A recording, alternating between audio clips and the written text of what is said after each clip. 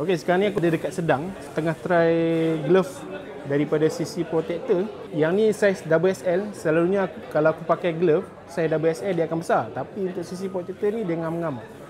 Dia ngam-ngam dengan tangan aku. So yang ni color brown, dia datang dengan 3 color. Ada color grey dan juga ada color hitam macam ni. Yang best ni dia ada airflow dekat bahagian tu, nampak tak? Dekat ada lubang-lubang tu. Yang ni memang best lah. Lepas tu dekat bahagian sini dia ada macam grip punya function lah. Untuk padding pula dia ada dekat tapak tangan ni, ada satu dekat yang besar ni. Lepas tu dekat bahagian jari, ibu jari ni pun dia ada satu sini.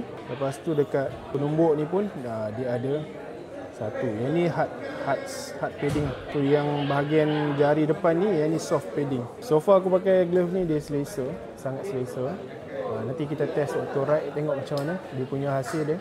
So kalau nak dapatkan glove daripada CC Protector ni, aku sediakan link dekat bawah ataupun boleh datang terus ke Sedang Motorcycle.